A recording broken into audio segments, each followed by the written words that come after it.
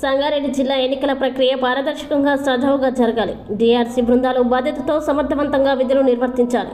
Zaheerabad Medak parliament nodal అధికారులతో సమీక్ష జిల్లా ఎన్నికల అధికారి క్రాంతి వల్లూరు అన్నారు.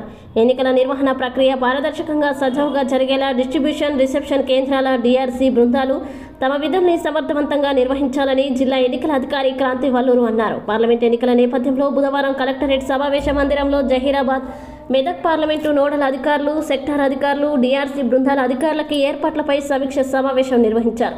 పోలింగ్ కేంద్రాల్లో ఉన్న అన్ని రకాల సదుపాయాలు ఏర్పాటు చేయాలని, వేసవి కాలాన్ని దృష్టిలో ఉంచుకుని ఓటర్లు ఇబ్బంది పడకుండా అవసరమైన అన్ని రకాల చర్యలు తీసుకోవాలన్నారు. పోలింగ్ కేంద్రాల్లో కనీస మౌలిక వసతులు అన్నీ ఉండేలా చూడాలని, వీల్ చైర్లు, చల్లటి త్రాగునీరు, కూలర్స్, షామియానా, కుర్చీలు ఏర్పాటు చేయాలని సూచించారు.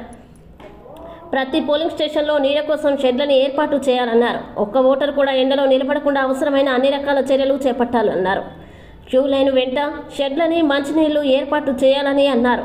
ఎన్నికల నిర్వహణలో భాగంగా డిస్ట్రిబ్యూషన్ రిసెప్షన్ కేంద్రాల అధికారులు నిర్వర్తించాల్సిన విధులు, బాధ్యతలు, పరిశీలించాల్సిన విషయాలపై క్షుణ్ణంగా అవగాహన కల్పించారు.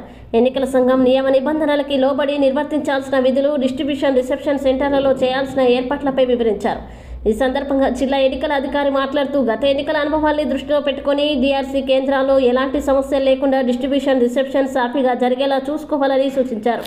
డిస్ట్రిబ్యూషన్ సెంటర్ టీంలు అప్రమత్తంగా విధులు నిర్వర్తించాలన్నారు. ప్రిసైడింగ్ అధికారులకు అందించాల్సిన పోలింగ్ మెటీరియల్ బ్యాగ్ను చెక్లిస్టుతో సహా ముందుకు సిద్ధం చేసుకోవాలన్నారు. వాళ్ళందరూ కూడా కాన్స్టిట్యుయెన్సీ విడిచి వెళ్ళిపోవాల్సి ఉంటుంది. ఎవరు కూడా 48 అవర్స్లో మన కాన్స్టిట్యుయెన్సీలో ఉండకూడదు. అలానే teams, flying squad teams, SST teams, VST teams అన్నీ కూడా స్ట్రెంథెన్ చేయడం జరుగుతుంది. నైట్ విజిల్ చెక్కింగ్ కానీ, సిఏపిఎఫ్ డిప్లాయ్మెంట్ కానీ టీమ్స్ ఇవన్నీ కూడా చేయడం జరుగుతుంది. కాబట్టి ఎవరు కూడా ఎన్సీసీ వైలేషన్స్ అన్నవి చేయకూడదు.